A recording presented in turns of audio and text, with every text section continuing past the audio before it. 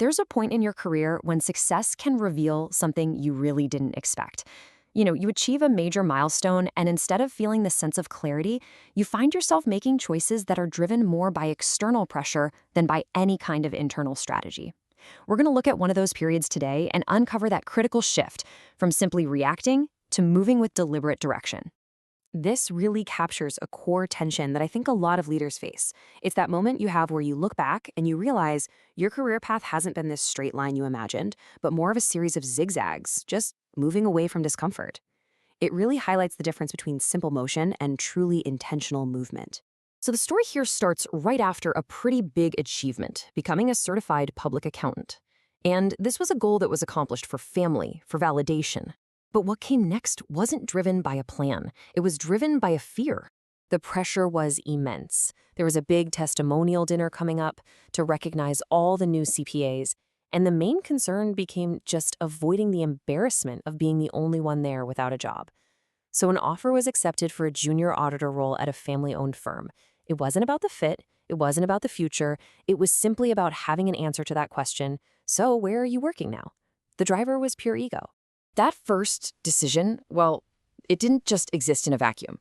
It actually set a template for the next several career moves, and it created a very clear and ultimately unsustainable pattern of just reacting. And you can see the pattern pretty clearly here. The first role lasted only 3 months, left because of peer doubt and just a basic dissatisfaction with the work itself.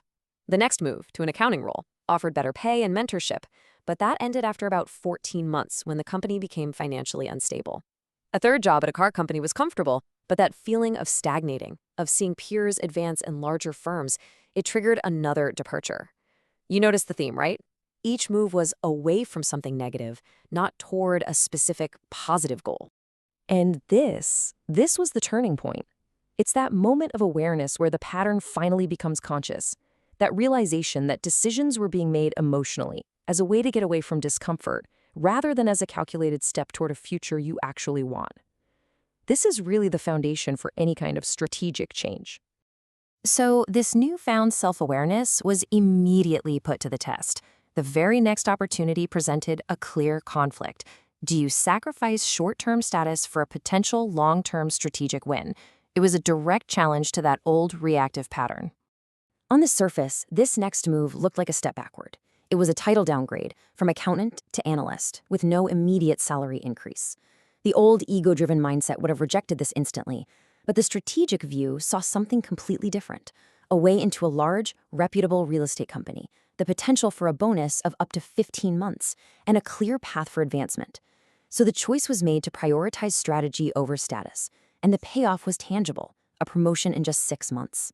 This journey, from just reactive motion to actual strategic direction, offers some really powerful, earned insights for any leader who's navigating their own career. These aren't theories. These are lessons that were forged through experience. The whole journey really reveals 4 key insights. First, that not all movement is progress. Just being busy and changing jobs doesn't automatically mean you're moving forward. Second, ego can be sneaky. It can disguise itself as ambition. That desire for a better title or more money can actually mask a deeper need for validation, and that can derail your long-term strategy. Third, these patterns will just keep repeating until you consciously look at them and decide to break them. And finally, none of this changes without deep self-awareness. Strategy really begins with understanding your own drivers. Now, within the Pawn to Queen framework, this entire process, recognizing that reactive pattern and then taking the first deliberate steps to change it, that's what's defined as the awakening. It's that stage where you stop personalizing things like invisibility or frustration, and you start to see the systems at play, both inside you and in the world around you. And all of this brings us to a final reflective point. The value of this story isn't just in the narrative itself, but in the mirror it holds up to our own professional lives. Think about your last major career decision. What was the true driver? Were you moving toward a deliberate long-term vision? Or were you just moving away from a discomfort, a frustration, or a fear? The answer to that question separates motion from progress.